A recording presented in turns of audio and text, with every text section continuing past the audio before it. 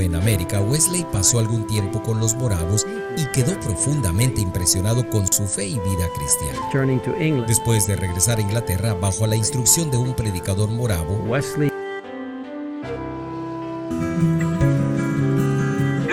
Greetings, friends. Saludos amigos. La semana pasada, mientras continuamos nuestro estudio de El conflicto de los siglos, terminamos con la historia de Juan y Carlos Wesley en un viaje misionero a lo que entonces eran las colonias británicas en América.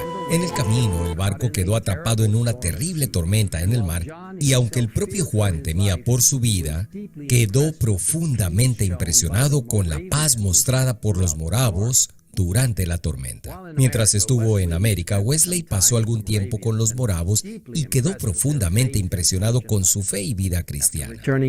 Después de regresar a Inglaterra bajo la instrucción de un predicador moravo, Wesley obtuvo una comprensión más clara de la fe bíblica. Leemos en El conflicto de los siglos que llegó al convencimiento de que debía renunciar por completo a depender de sus propias obras para la salvación y confiar plenamente en el Cordero de Dios que quita el pecado del mundo. Una vez que aceptó a Cristo por fe, la fe y el entendimiento de Wesley continuaron creciendo y su corazón ardía con el deseo de esparcir por todas partes lo que había descubierto que era verdad.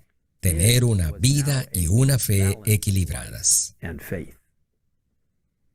La gracia de Dios en Cristo es el fundamento de la esperanza del cristiano, escribió Elena de White, y dicha gracia debe manifestarse en la obediencia. Wesley consagró su vida a predicar las grandes verdades que había recibido. La justificación por medio de la fe en la sangre expiatoria de Cristo y el poder regenerador del Espíritu Santo en el corazón, que lleva fruto en una vida conforme al ejemplo de Cristo.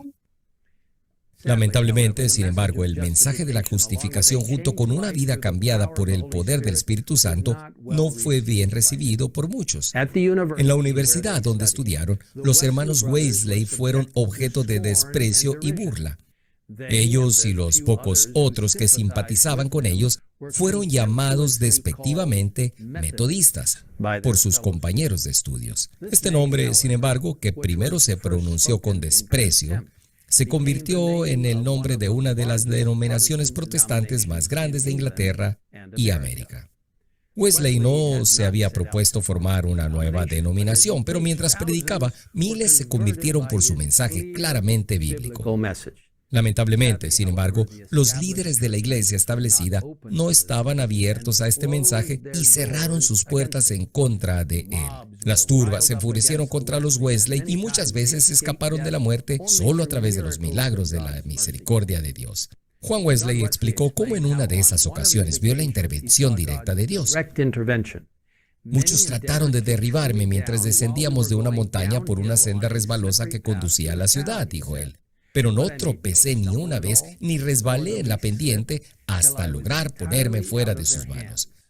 Continuó, un sujeto fornido que venía detrás de mí me dirigió repetidos golpes con un garrote de encina. Si hubiera logrado pegarme una sola vez en la nuca, se habría ahorrado otros esfuerzos. Pero siempre se le desviaba el golpe. Y no puedo explicar el por qué, pues me era imposible moverme hacia la derecha ni hacia la izquierda. Otro vino corriendo entre el tumulto y levantó el brazo para descargar un golpe sobre mí. Se detuvo de pronto y solo me acarició la cabeza diciendo, «¿Qué cabello tan suave tiene?». No solo los Wesley enfrentaron persecución muchas veces, sino que sus seguidores también enfrentaron violencia. No era raro que las turbas fueran de casa en casa y les destruía los muebles y lo que encontraban, llevándose lo que les parecía y ultrajando brutalmente a hombres, mujeres y niños. En ocasiones se fijaban avisos en las calles convocando a los que quisiesen ayudar a quebrar ventanas y saquear las casas de los metodistas. Se organizó una persecución en forma contra gente cuya única falta consistía en que procuraban apartar a los pecadores del camino de la perdición y llevarlos a la senda de la santidad. Hemos visto a lo largo de la historia que, aunque los seguidores de Dios a menudo enfrentan persecución, su verdad continúa avanzando y no puede ser detenida. Durante más de 50 años, Juan Wesley continuó llevando fielmente la obra que Dios le había encomendado, predicando el Evangelio de la gracia de Dios a través de él y magnificando su ley a través de él. Al cierre de su larga vida, a la edad de 87 años, sus seguidores sumaban más de 500,000 de personas. En Efesios capítulo 4, versículos 1 y 2, se nos anima a andar como es digno de la vocación con que fuisteis llamados, con toda humildad y mansedumbre, soportándoos con paciencia los unos a los otros en amor. Hoy, Dios nos está llamando a seguir la verdad que Él ha revelado a través de su palabra, dejando que el mundo conozca su maravillosa gracia y su gran poder para ayudarnos a vivir de una manera que sea agradable a Él. Oremos juntos ahora mismo.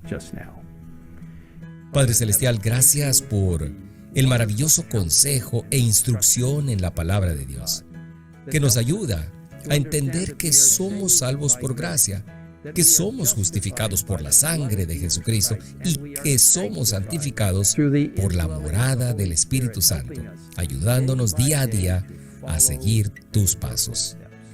Señor, bendícenos mientras aprendemos cada día a ser verdaderos seguidores de Cristo Jesús. Gracias por la palabra de Dios y por aquellos que nos han precedido para allanar el camino, para aprender una vida piadosa a través del poder del Espíritu Santo. En el nombre de Jesús te lo pedimos. Amén.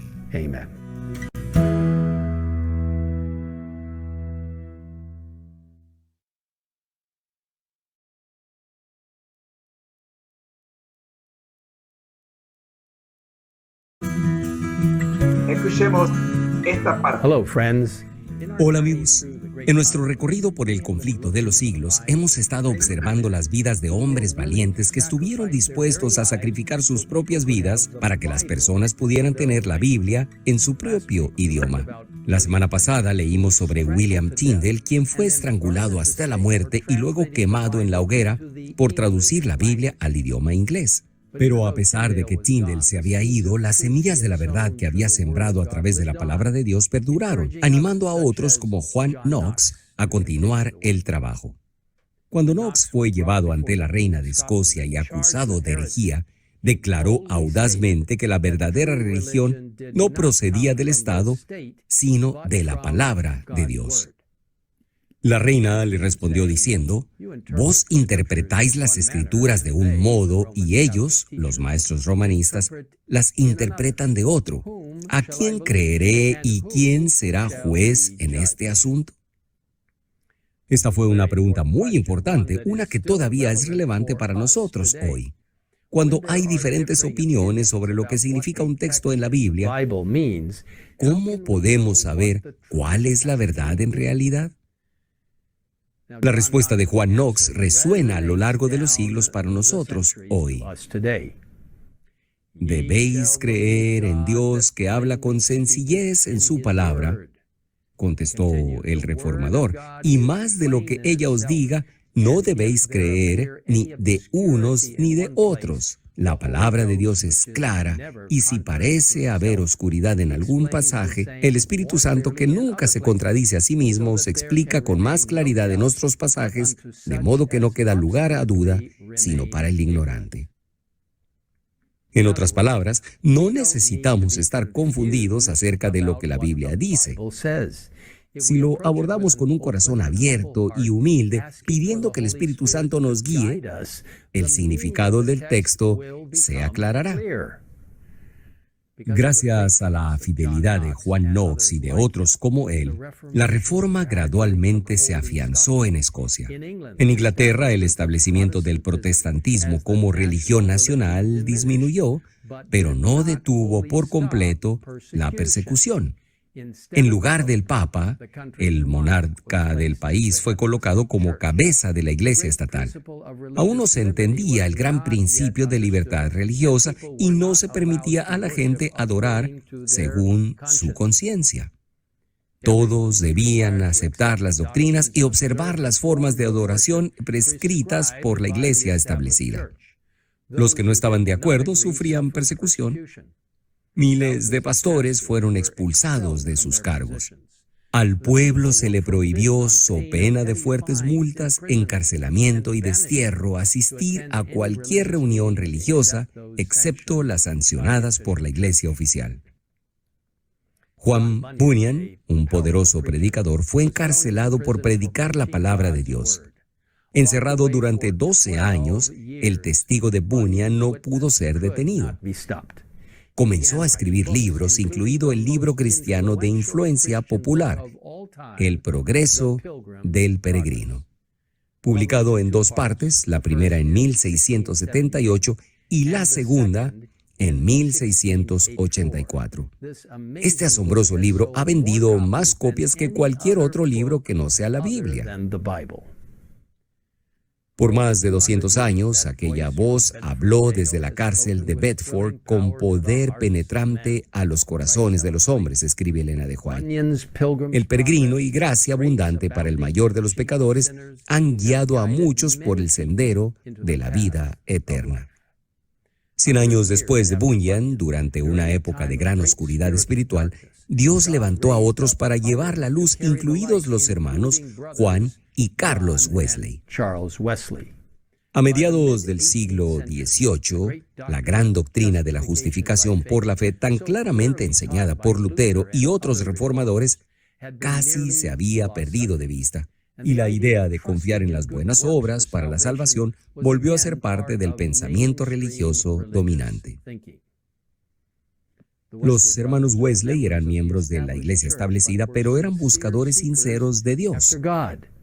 Se les había enseñado que podían ganarse el favor de Dios mediante una vida virtuosa y observando las ordenanzas de la iglesia. Anhelando estar bien con Dios, trataron de vivir una vida de abnegación, pero todavía no tenían paz. Luego, después de ser ordenados al ministerio, Juan y Carlos Wesley fueron enviados en una misión a lo que entonces eran las colonias británicas en América. A bordo del barco iba un grupo de moravos, descendientes de la primera iglesia protestante establecida por Juan Hus a principios del siglo XV. Durante la travesía se desataron violentas tormentas que mecían el barco de un lado a otro sobre el mar espumoso. Al verse enfrentado a una posible muerte, Juan Wesley sintió profundamente que no tenía la seguridad de la paz con Dios. Por otro lado, notó que los moravos mostraban una perfecta calma y confianza, incluso cuando el mar rompió sobre el barco y partió la vela mayor en pedazos. Mientras otros gritaban, los moravos continuaron cantando. Más tarde, Wesley le preguntó a uno de ellos, ¿no tuviste miedo? Y él respondió, no, gracias a Dios. Aún con curiosidad, Wesley continuó, ¿no tenían temor las mujeres y los niños? Y contestó con calma, no, nuestras mujeres y nuestros niños no tienen miedo de morir. Amigos, hoy Dios anhela darnos ese mismo tipo de paz. Mientras las tormentas de la vida caen sobre nosotros y en ocasiones tal vez todo parezca perdido, todavía podemos tener paz en medio de la tormenta. Jesús nos promete en Isaías 43, versículos 1 al 3, no temas, porque yo te redimí. Te puse nombre. Mío eres tú. Cuando pases por las aguas, yo estaré contigo, y si por los ríos, no te anegarán. Cuando pases por el fuego, no te quemarás, ni la llama arderá en ti. Porque yo, Jehová, Dios tuyo, el Santo de Israel, soy tu Salvador. ¿Les gustaría tener esta paz que Jesús nos ofrece en este momento? Si es así, los invito a inclinar su rostro mientras oramos. Amado Padre, te agradecemos por la maravillosa oportunidad de descansar cómodamente en tu protección y cuidado y saber que nuestro futuro está completamente seguro en tus manos. Ayúdanos a descansar sobre las promesas que se encuentran en tu palabra y el conocimiento de que tú tienes todo bajo control. Señor, bendice a todos los que están escuchando y observando en este momento, que puedan sentir la paz del cielo. En el nombre de Jesús lo pedimos. Amén. Amen.